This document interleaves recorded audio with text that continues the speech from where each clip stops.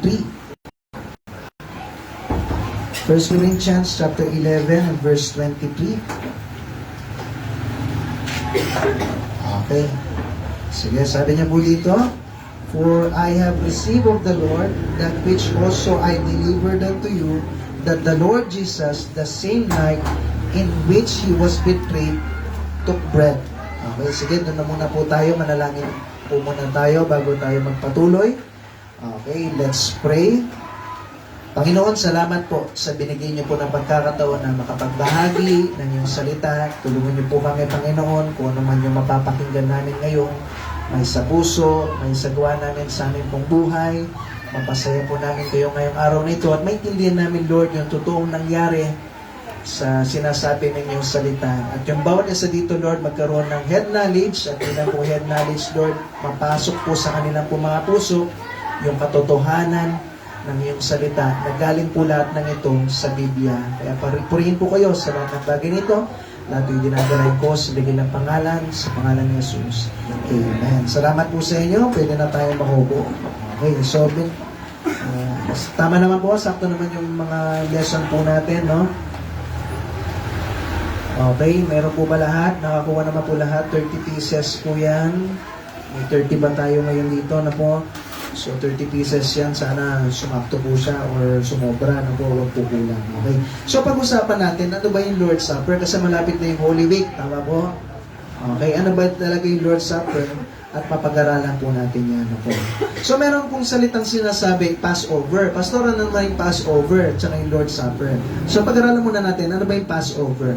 Sabi niya po dito, symbolizes God's deliverance and protection as well as the beginning of the Israelites' journey into freedom. So, sa Passover, meron po silang kinakain dyan at nire-ready po. Okay? Yung key elements na ginagawa po nila is, naglalagay po sila naghahanda sila ng unleavened bread o yung tinapay na walang levadura na po. At tapos, meron silang lamb o yung tupa, meron silang bitter herbs, no? Na kung saan sinusymbolize po niyan yung bitterness ng slavery. Ano po? So, ang Passover, ano ito, Pastor? Sa salitang over, no? Nilagpasan. Kung naalala niyo po si Moses, kilala niyo po si Moses yung tinasa yung tungkol ng iwain dagat. Pero bago lahat ng yon, nandun po sila sa lugar ng Egypt. At meron pong 10 sakuna. Alam niyo po yon? 10 sakuna na nangyari po sa Egypt. At yung pinakahuli po doon is yung parusa po, dadaan po yung death angel. At tapos, pag walang dugo dun sa pinto, lalagay po kasi magpapatay ng tupa. Ang sabi ni Moses, magpatay kayo ng tupa, lalagay nyo dun sa doorpost o sa pinto, yung gilid ng pinto. Anong tawag ba doon? Bisagra ba yun? Anong tawag po ba doon? Ano? Kapa? Ampa? Opa? Okay. O yan, basta yun. Yung sa gilid niya po, ilalagay po daw yon. Okay? So, pag nilagay yon, ang death angel, hindi siya papasok doon sa tahanan. Pag wala yon, kung sino man yung panganay doon, sino yung panganay po sa inyo? Maraming mamamatay. Okay? So, kung sino yung panganay, mamamatay. Hindi lang panganay na tao, pati hayop. Lahat ng panganay, mamamatay. Okay, nakuha niyo po? So, kung sino yung naglagay ng dugo, nagsisimbolo kung sino yung may Kristo. Kaya nga sabi ko po sa inyo, lahat ng mga pinapagawa ng Diyos may mga simbolo yan. Kung sino yung may Kristo, hindi ka mapapahamak. Okay po? So, ang nangyari po, tawag doon, Passover. Nag-pass over yung death angel. Imbes na pupunta sa bahay, hindi na pupunta. Dahil doon sa dugo. Amen po? Nakuha niyo po. So, ang ginawa po nila, every year ginagawa po nila yan. Nire-remember po nila yan. No? At nung si Kristo, kung kilala niyo si Kristo, di ba po? Okay? Bago siya namatay, ito po yung ginawa nila. Kumain sila ng Passover. Pagkatapos po nun, okay, sinausaw ni Jesus Christ yung tinapay, kasabay ni Judas, at sabi niya, gawin mo na yung dapat mong gawin, at sinapian na siya ng dyablo. At ang ginawa ni Judas, pumunta na siya para itataksilan na niya si Jesus Christ. Pagkatapos po, pag-alis ni Judas, si Jesus Christ, kasama yung mga disipulo na 11, doon na po nila yung ginawa yung Lord's Supper. Ano naman yung Lord's Supper? Pag-aralan naman natin. Ano naman yung Lord's Supper? Sabi niya, symbolize the body and blood of Jesus Christ, His sacrifice and forgiveness of sin, and the new covenant established through His death and resurrection. Key elements, pakibasa po. Ano po yun? Bread, representing the body of Christ. Wine, representing His blood. Okay. So ito naman yung Lord's Supper, yung merong tinapay, at saka yung meron yung wine, alak o fruit of the vine, sinabi yan ng Bible, ibig sabihin grape juice yan. Fruit of the vine, sinabi yan ng Bible, in-explain yan na maayos na po. Hindi siya alak na Red Horse, Emperador, ano pa ba? Hindi po yan. Kung hindi po wine, grape juice po yan, na po, na nagsisimbolo yung tinapay, na po saan katawan ni Kristo, at yung wine, na po, nagsisimbolize na yung dugo ni Kristo. Okay. So ngayon pag-aralan natin na maayos. Ano ba yung sinasabi patungkol sa Lord's Supper at ano po yung nangyari po? Sabi niya dito sa 1 Corinthians 11 and verse 23, sabi niya dito, "For I have received of the Lord that which also I delivered unto you, that the Lord the same night in which He was betrayed took bread." So may tanong dito, what night was that? Kailan yung gabi na yon? Thursday ba? O Tuesday? At ilang araw na si Jesus Christ nasa libingan? Okay? Ano ba yung paniniwala? Merong tinatawag na Monday, Thursday, tama? Sa mga Katoliko, merong Good Friday at merong Black Saturday. Tapos yung linggo is Easter Sunday. Ano ba yung sinasabi ng Biblia? Yung correct na sinasabi ng Biblia. Ngayon, unang pag-usapan natin, kailan ba at ilang araw ba dapat malilibing si Jesus Christ? Sabi ng Matthew chapter 12. Ipit niyo po yung 1 Corinthians na po. Lipat tayo ng Matthew chapter 12 and verse 39. Matthew chapter 12 and verse 39. Talagang pag-aaralan po natin ngayon. Kaya ako excited na ako noon sa pag-aaralan natin para mas maging malinaw.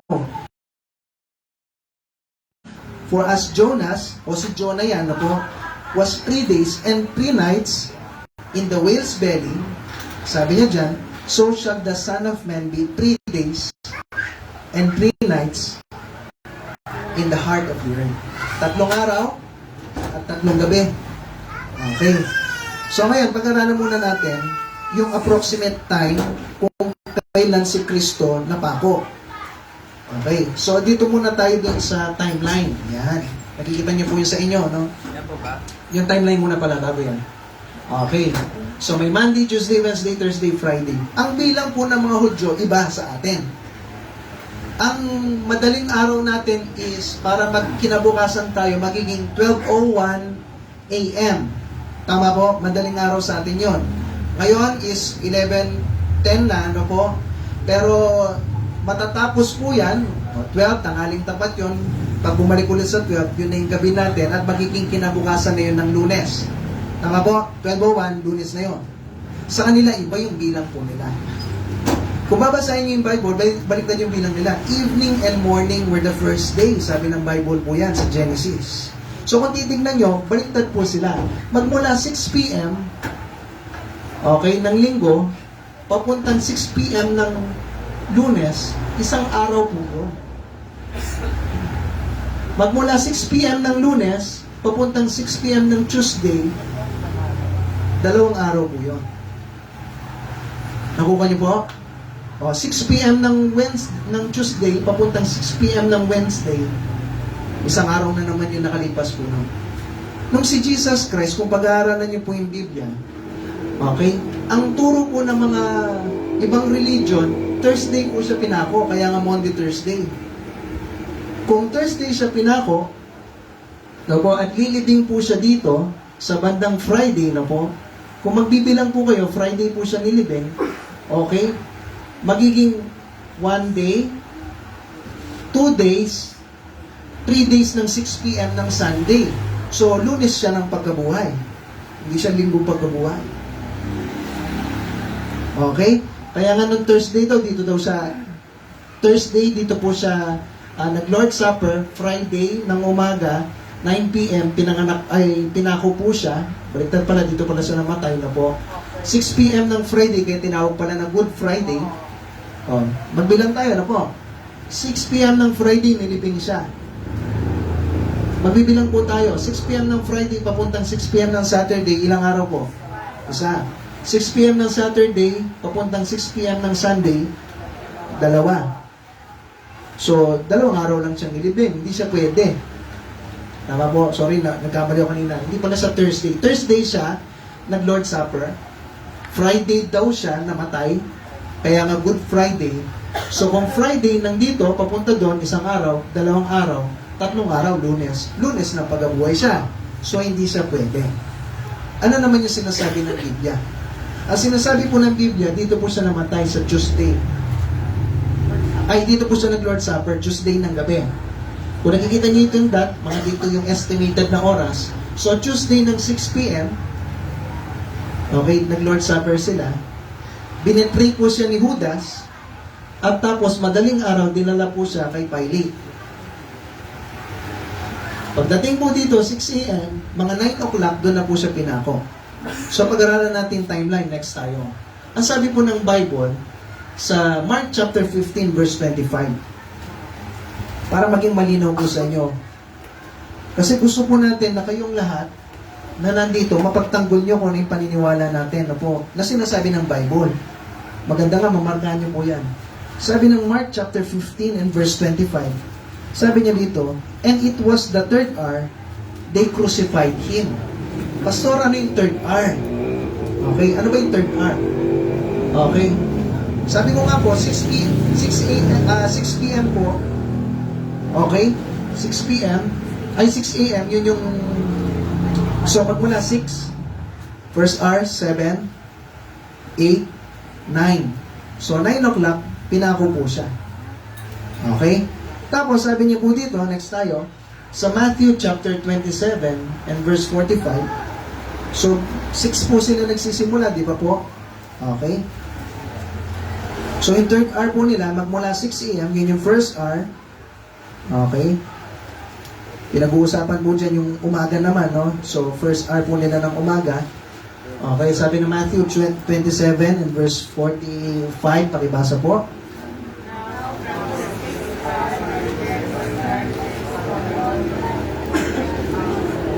Okay, sabi niya 6 hanggang 9 hour. Imagine niyo po Sabi niyo ulit, 27 and verse 45. Okay. Sabi niya po dito. So, magmula 6 hour daw, meron daw darkness hanggang 9 hour.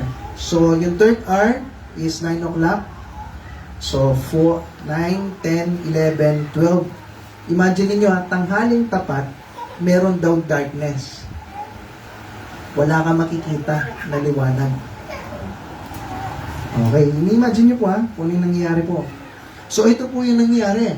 The darkness begins. 12 o'clock, tanghaling tapat po yan, yung 12 p.m. na yan, tanghaling tapat, nagkaroon na ng dilim. At tapos, sabi ng Matthew 27 and verse 50, sabi niya po dito, when Jesus, when he had cried again with a loud voice, tama ba? Matthew 27 and verse 50.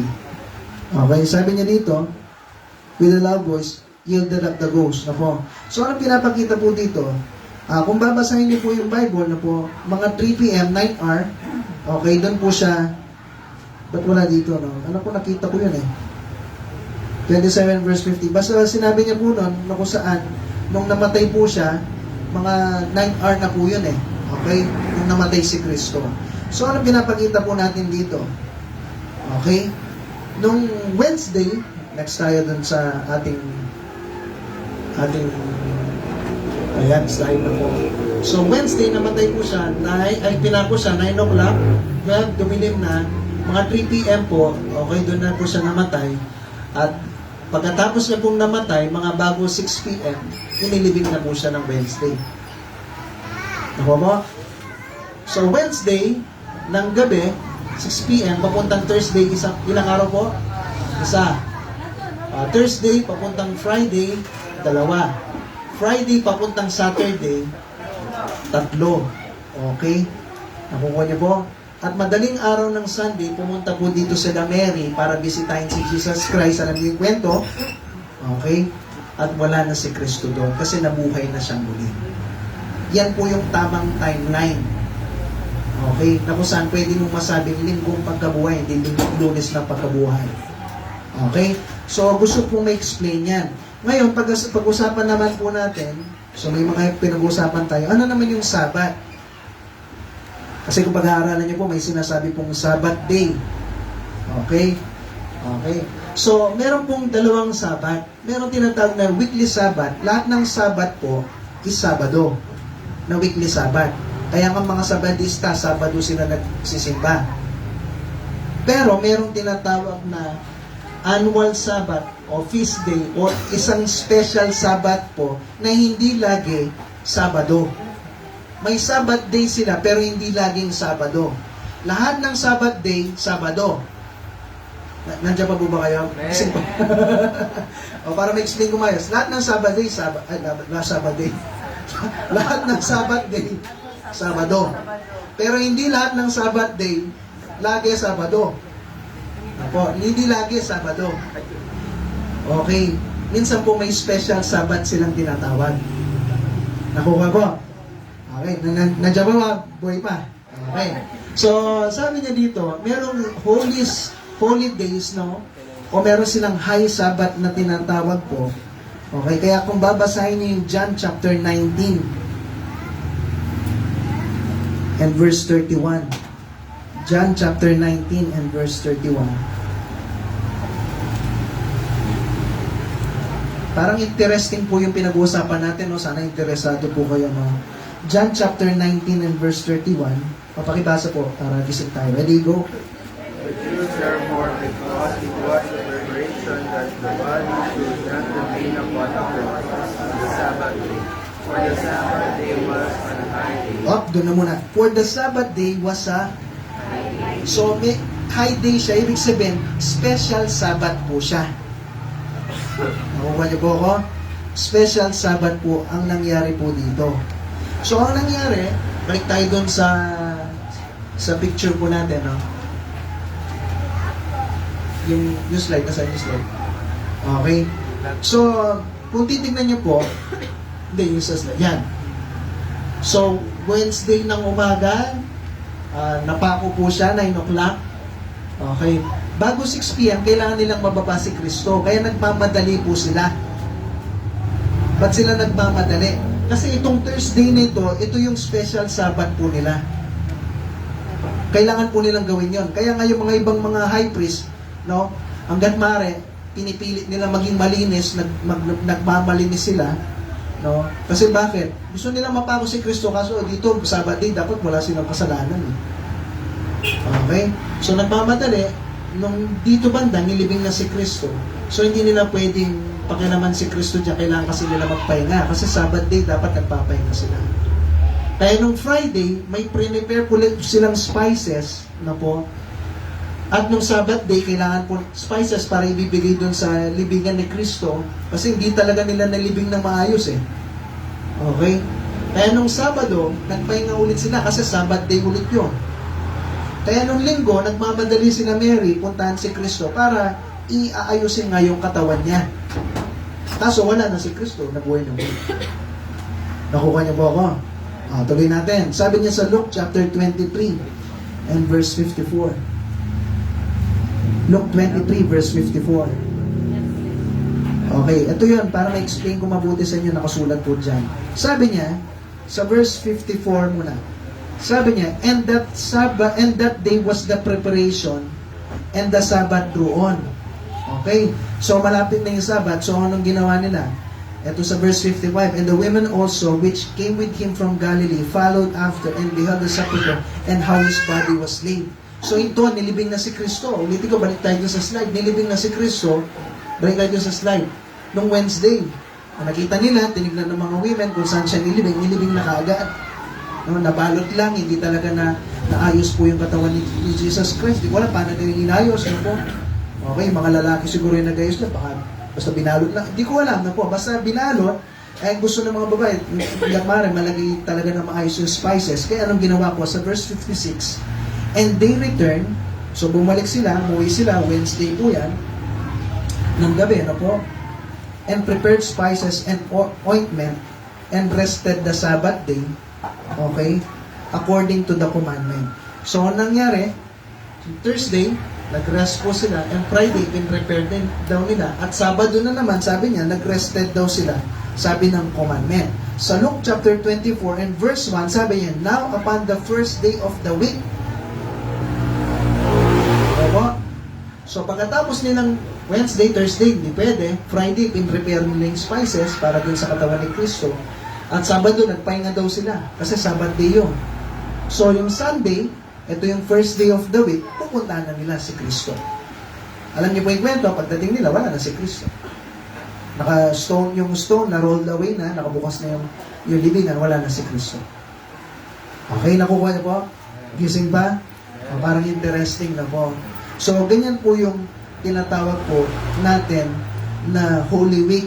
Kaya nga Tuesday ng gabi, doon tayo maglo-Lord's Supper sa pag-aalala na kung saan si Kristo po ay inutusan tayo na alalahanin po natin yung kanyang pong pagkamatay sa krus para sa ating lahat. Okay, hindi ko nababasahin yung mga nandyan na mga nakasulat po. Pero yan po yung totoo na sinasabi po ng Biblia na 3 days and 3 nights inilibing si Kristo, 72 hours. O bakit linggo tayo naglilingkod sa Panginoon? Kasi pag-aalala na si Kristo namuhay muli sa mga batay ng unang araw ng buong linggo. Kaya Sunday tayo nag-church. Ayan po. So, sana naging malinaw po. Ngayon pag-usapan natin yung Lord's Supper. Okay. Ano naman yung inutos sa atin patungkol sa Lord's Supper? Ito yung sinabi ni Apostle Pablo sa 1 Corinthians chapter 11 and verse 23. Sana naliwanagan lahat, no po, para alam natin yung paniniwala natin, no po. Okay, so 1 Corinthians chapter 11 and verse 23. Mamaya kung may mga tanong kayo, tanong nyo lang po sa akin, no po. Sana masagot natin yun sa tulong ng Panginoon. Sabi 11 verse 23, so sabi niya po dito, for I have received of the Lord that which also I delivered unto you, that the Lord Jesus, the same night in which He was betrayed, took bread. So, anong inuutos po sa atin patungkol sa Lord's Supper? Kailangan po kasi gawin natin to Bilang isang Kristiyano at member po sa church, dapat magawa natin to. Una sa lahat, dapat gabi to kasi supper. So, pagkain po to ng paggabi. Number 2, it must be a memorial. Sa verse 24, sabi niya, and when He had given thanks, He break it and said, take it, this is my body which is broken for you. This do in remembrance of me. Pag-aalala po ito. Yung ibang mga simbahan, ginagawa nila every week. Yung iba, once a month. Yung iba, once every 6 months. Tayo, once a year. Kasi inaalala natin, kamukha ng birthday, ilang beses sa isang taon? 3 beses ba? Sarap siguro, 3 beses birthday mo, no? Tapos 18th birthday mo pa? Sarap siguro na, no?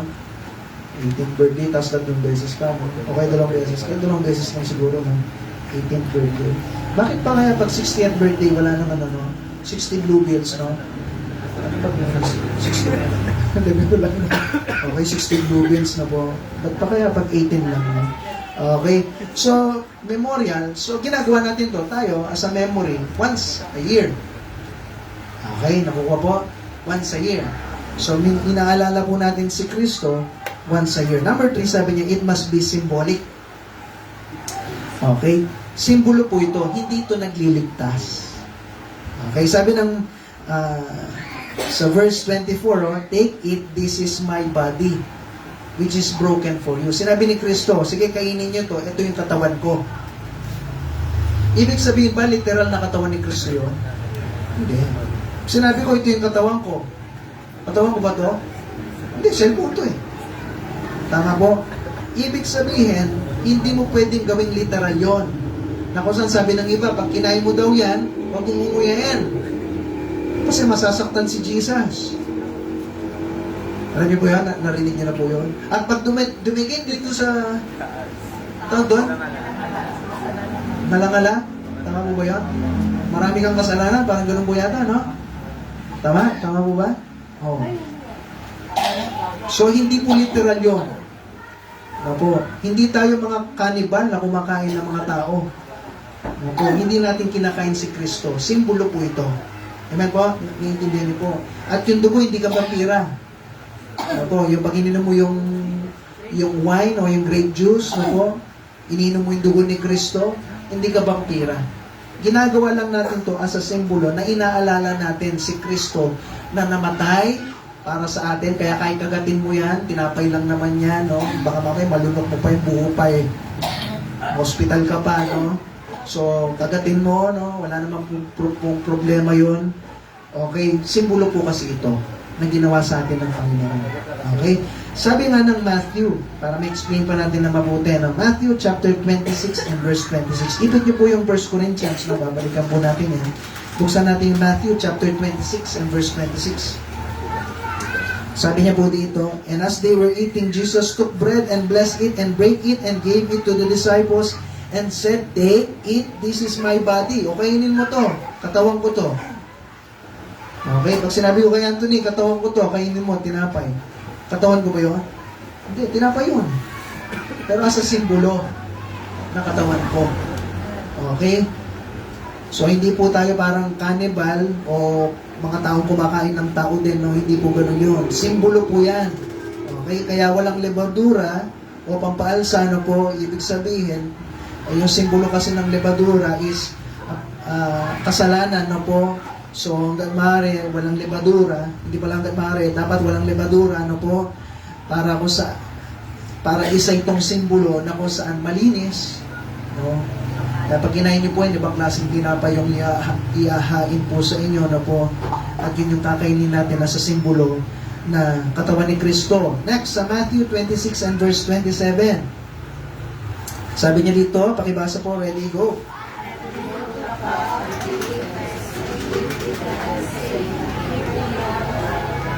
Yan, sabi niyo, sige, inumin niyo lahat ng yan. Sabi niya, kasi sa verse 28, kasi daw yung dugo, na kung saan danak para sa maging malinis po tayo o kabayaran ng mga kasalanan natin. So, pag ininom mo yan, hindi ibig sabihin, mawawala yung kasalanan mo. Kuha niyo po yun? Simbolo ulit po ito. Si Kristo yung tagapagligtas, siya yung magtatanggal ng kasalanan natin. Hindi dahil sa tinapay at saka sa ininom nyo. Hindi pag pinag-pray yan, magiging katawan ni Kristo, tapos pag kinain mo, yun po yung tinatawag ng mga ibang religion na transubstantiation. Na kung saan pag pinag-pray nung pare, o yung kung sino yung nasa harap, pag pinag-pray niya, magiging actual na katawan ni Kristo yun. Pero mo, may magic siya. May kapangyarihan siya na magiging katawan ni Kristo yun. Walang kapangyarihan yung tao na gawin nyo. Tao lang yun eh. Hindi niya pwedeng utusan yung Diyos. Tapos kakainin niya si El, kakainin niya si Kristo. Hindi po totoo yun. Maling turo po yun. Amen po? Naiintindihan niyo po ako? Simbolo po lahat ng ito. Okay? At tapos, sabi niya po dito, yung grape juice, na po, ba't siya tinawag na grape juice? Sa verse 29, tingnan niyo po mabuti, oh. But I say unto you, I will not drink henceforth of this fruit of the vine. Ano yun? Ubas yun. Fruit of the vine. So, grape juice yan. Hindi yan emperador, hindi yan red horse, o ano man, na po, grape juice po yan. Pag ininom mo daw yan, na po, simbolo na inaalala mo si Kristo. Amen po? So, ito yung dapat gawin sa Lord's Supper. Number 4, mabilis na po. It must be partaken worthily. Buksan natin ulit sa 1 Corinthians 11 verse 27. Sabi niya po dito, wherefore, whosoever shall eat this bread and drink this cup of the Lord unworthily shall be guilty of the blood of the body and blood of the Lord. Na kung saan dapat worthy ka, may karapat dapat ka na kakainin at iinumin mo yon. Po. Paano? Letter A, dapat ligtas ka. Pangalawa, dapat baptize po tayo. Kaya nga yung member lang po, yung sasama po sa Lord's Supper natin. Po. At yung letter C, sabi niya, must be a member of the local church body in fellowship. Ako. Sabi ng 1 Corinthians chapter 10, verse 16 to 17. Sabi niya po dito, the cup of the blessing which we bless, it is not the communion of the blood of Christ. The bread which we break, it is not the communion of the body of Christ. Pastor, ano yung communion? Ibig sabihin po niyan, fellowship. Opo. Na kung saan, pag ginawa mo yan, dapat member ka dito. Nabaptize ka dapat. Paano yun? Mabaptize ka, hindi yung minisikan ka. Hindi baptism yun, yung dapat nilubog ka.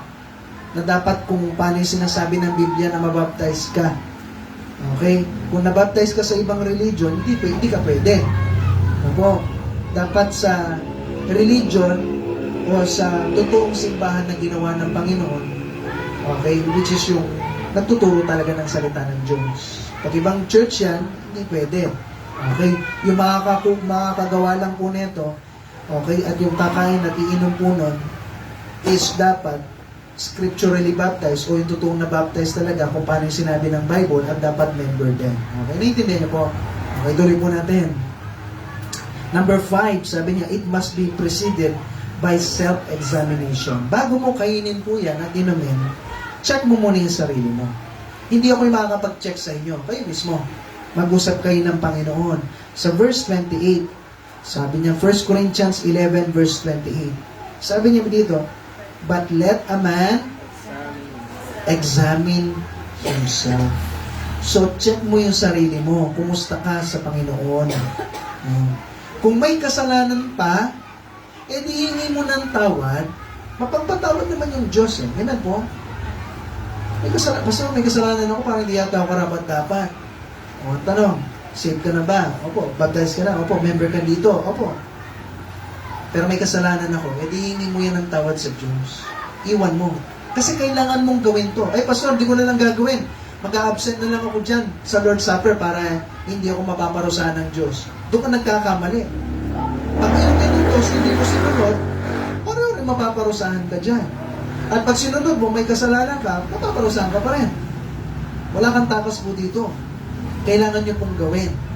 Kaya yung mga member natin, huwag po kayo mag-a-absent. Pero hindi ko kayo pipilitin. Pero lahat ng bagay po na yan, kayo yung bahala dyan. No po? Kayo yung mananagot sa Panginoon.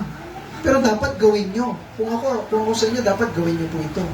Kasi biro mo, once a year mo na lang aalalahanin yung ginawa ng Diyos para sa'yo. Nailigtas ka niya sa mga kasalanan mo, kasalanan ko.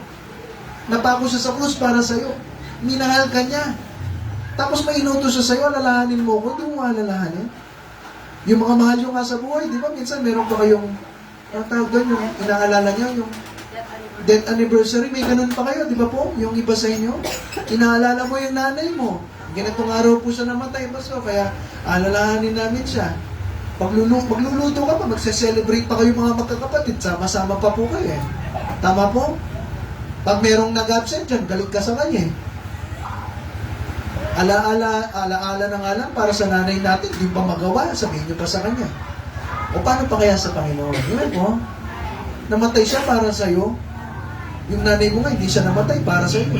Tatay mo, ganun rin po. Pero inaalala mo, paano pa kaya yung Panginoon na namatay para sa'yo? Amen po? Sabi niya, alalahanin mo ako. Tandaan mo yung ginawa ko para sa'yo. Okay, alalahanin mo, maglagay kayo ng tinapay dyan na walang lebadura. Yung grape juice, ihain nyo. At ito yung kakainin nyo para pag-aalala sa ginawa ko para sa inyo. Para sa inyo. Ano po? So, tuloy po natin. Dapat worthy ka. Ano po? Dapat i-check natin yung sarili natin. Tandaan niyo po, sabi ng 1 John chapter 1 and verse 9. Buksan po natin po. 1 John chapter 1 and verse 9. Pastor, may kasalanan kasi ako eh. Parang di yata ako kayang patawarin ng Diyos. Hindi po. Doon tayo nagkakamali. Ako. Tandaan niyo po, instant, yung Diyos mapagpatawad siya. Sabi ng 1 John chapter 1 and verse 9. Pakibasa po. Ready, go. We confess our sins. He is faithful and just to forgive us our sins and to cleanse us from all unrighteousness. Sabi ng Bible, kung ikukumpisan mo din kasalanan mo, siya'y matapat at matubig na magpapatawad sa ating mga kasalanan and to cleanse us from all unrighteousness. At linisin ka niya sa lahat. Sa lahat. Pag sinabi pong lahat, ano yung ibig sabihin mo? Lahat, buo, walang matitira. Lahat ng mga hindi matuwid. Ano yung hindi matuwid? Mga kasalanan natin. Kaya niya daw tanggalin lahat.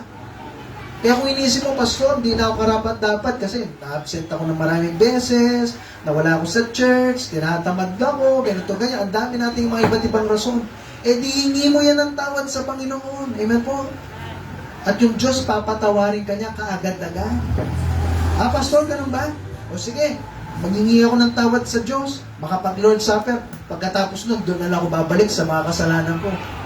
Hindi ka talaga humingi ng tawad po nun. Amen po? So ayusin natin. Kaya naman yan eh. Sa tulong po ng Panginoon, kaya natin maging malinis sa harap niya. Gusto niyo pa ba na mabuhay na meron kang atraso sa Diyos? Gusto niyo po bang gano'n? Mabuhay ka na may atraso ka sa Diyos? Dapat wag. Ang sarap na mabuhay na alam mo sa sarili mo, lalabas ka ng bahay mo, alam mo sa sarili mo, maayos ka sa Panginoon. Nasa loob ka ng bahay mo, maayos ka sa Panginoon. Magdadasal ka, alam mo, wala kang atraso sa Diyos. Amen po? Basta may atraso ko, hingi mo ng tawad. Amen po? Yan lang sulat na. Hingi mo ng tawad. Ayusin mo. Sa tulong ng Panginoon, magiging maayos po yan. Hingi mo ng tawad lahat ng kasalanan mo. At papatawarin ka ng Diyos na sa lahat ng mga kasalanan mo. At mamuhay tayo ng matuwid, maayos, magandang relasyon sa ating pong Panginoon. Amen po? O, tuloy po natin. Number 6, malapit na po. Judgment must fall on the unworthy participant. Kasi pag ginawa mo ito, na hindi ka karapat-dapat, sabi niya dito sa 11 verse 29. 1 Corinthians 11 verse 29. Sabi niya po dito, for he that eateth, kinain mo, drinketh, unworthily, okay, eateth and drinketh damnation to himself, not discerning the Lord's body. May kaparusahan dyan. Pero mo, binabastos mo yung Panginoon. Alam mo, may kasalanan ka pa, tapos hindi gagawin mo yan. So, binabastos mo yung Panginoon, mapaparusahan ka dyan. O hindi, Pastor, wag mo nang gawin. Doon ka nagkakamali, ganun din. Mapaparusahan ka pa rin, wala kang takas dito. Na kung inutos ng Diyos, hindi mo sinunod, tingin mo, hindi siya magagalit sa'yo. Kung magagalit pa rin siya sa'yo. So, anong gawin natin? Dapat, gawin po natin to. Nakarapat-dapat po tayo. Maging malinis tayo. Hingi natin ng tawad yan sa Diyos. At tandaan mo, pag hiningi mo ng tawad yan, automatic, yung Diyos, kung taus-puso ka na humingi ng tawad yan, automatic yung Diyos, papatawarin ka na. Hindi naman yung Diyos natin yung, ay, tandaan mo tong araw na to, ay, ginawa mo na naman ulit. Hindi na kita papatawarin. Tao lang yun. Ako. Pag hiningi natin ng tawad sa tao, tapos nagawa mo ulit, sasabihin niya sa'yo, alam mo ba, noong November 25, 1965, 3 o'clock ng hapon, di ba ginawa mo yan? Malala niya pa lahat, no? Oo. Buhay na ba naman 1965, di ba? Naalala lahat. Pero yung Diyos, hindi. Pag hiningi mo ng tawad yan sa Diyos, papatawarin niya kaagad. Lalo na kung taus-puso ka. Sarap na, ang sarap ng Panginoon, no po? Na kung saan mapagpatawad po pala siya. Amen po? Mapagmahal pala siya, na kaya kanyang patawarin kaagad-agad, instant. Wala nang requirements. Hindi, gawin mo muna ito, gawin mo muna yan, dasal ka na neto, luhod ka dito, simba ka muna dito. Wala pong gano'n. Automatic yung Diyos natin mapagmahal. Pag hiningi mo ng tawad kaagad yan, ay papatawarin ka na agad. Amen po? At yung uli, last na po ito, it must not be for physical gratification. Sabi ng verse 20 na po, 1 Corinthians 11 verse 20. Sabi niya dito, when ye come together therefore in one place, this is not to eat the Lord's Supper. For in eating, everyone taketh before other his own supper. The one is hungry, and another is drunken. What? Have ye not houses to eat and to drink in, or despise ye the church of God, and shame them that have not? What shall I say to you? Shall I praise you in this? I praise you not. Ano nangyari po dito? Ang ginawa ng iba, dahil, uy, may libreng pagkain, may libreng grape juice. Pupunta sila ngayon, gutom na gutom, kain ng kain. At inom ng inom, yung iba nangalasin. Okay? So, ano nangyari po? Sabi ni Apostol Pablo, mali yung ginawa niyo. So, hindi ka pupunta doon para mabusog ka. O, kaya ngayon mga member na po, pag-alis tayo, siguro agaan natin, wala namang pasok noon. 4 o'clock, alis po tayo dito. Siguro kain muna po tayo, pagdating doon, bago tayo mag-Lord Supper, para at least di tayo gutom. Kasi hindi tayo pumunta doon para kumain, kundi para alalahanin yung ginawa ng Panginoon para sa atin. Ngayon, sa pagtatapos natin na po, ito yung dapat gawin ng mga member. So, kumusta po tayo? Okay? Ngayon, kung hindi ka member, na po, at walang pong ipigil sa'yo magpabaptize, dapat magpabaptize kayo. Okay? Maglingkod tayo ng totoo at tapat sa Panginoon. Kung may pumipigil, pray mo, so, yung Diyos, maawain niya, makapaglingkod tayo ng totoo at tapat sa Panginoon. Ano po? Malapit na po yun. Sana po yung maayos po natin yung mga buhay natin. Ano po? Maalala natin. Biro mo, bandang April na po. Alam po ito yung exact date na kung saan namatay si Kristo. Namatay siya para sa'yo, para sa akin. Tapos wala man tayong gagawin na paraan para makapaglingkod ng totoo tapat sa Panginoon. Okay? Tayo po tayong lahat.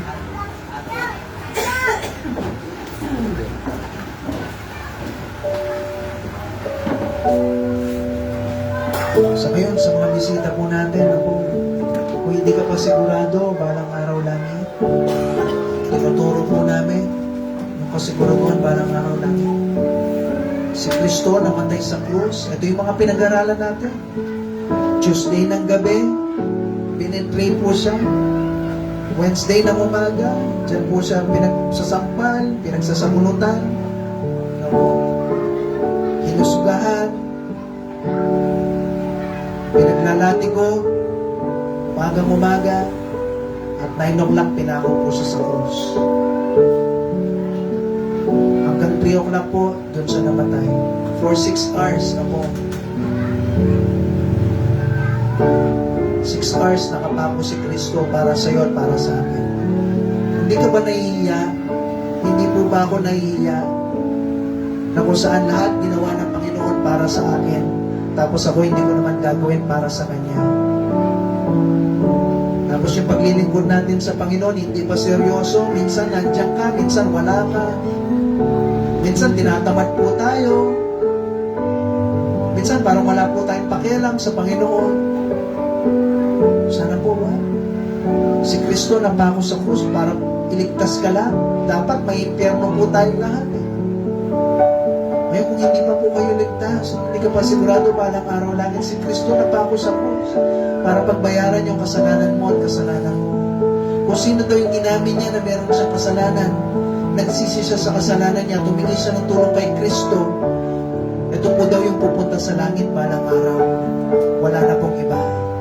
Kung hindi pa po kayo sigurado, balang araw langit, mamaya po, kung sabi niyo po kami, tinuturo po namin yan, na pwede niyo masigurado na langit po kayo balang araw. At kung ikaw hindi ka pa po ligtas, ay hindi pa po kayo na-baptize na po, maganda sumunod kayo sa tubig ng bautismo. Maging desidido na tayo na maglingkod ng totoo at tapat sa Panginoon. Yung bawat Sunday, bigyan na natin yung buong buo para sa Kanya. Encourage ko po kayo, magstay po kayo. Makapaglingkod tayo ng totoo at tapat sa Panginoon. Umaga ng Sunday, hanggang hapon lang po tayo, mga 2:30, tapos na po tayo. Mga 2:30 lang tapos na po. Makapaglingkod tayo ng totoo sa Panginoon sa lahat ng mga bagay na ginawa niya para sa atin.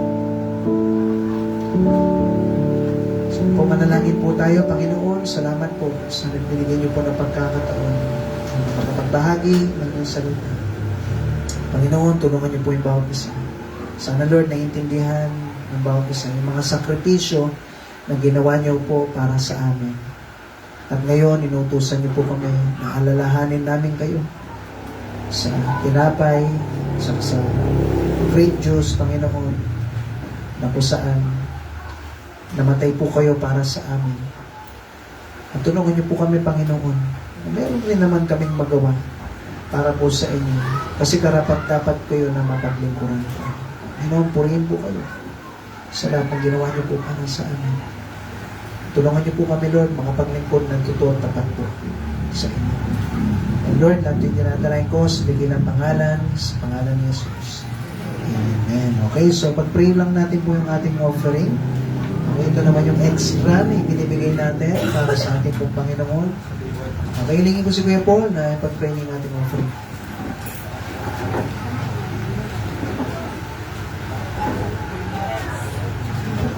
Yes, Lord. Yes, Lord, salamat po sa lahat po. Napakinig po kami ng mga salita, Lord.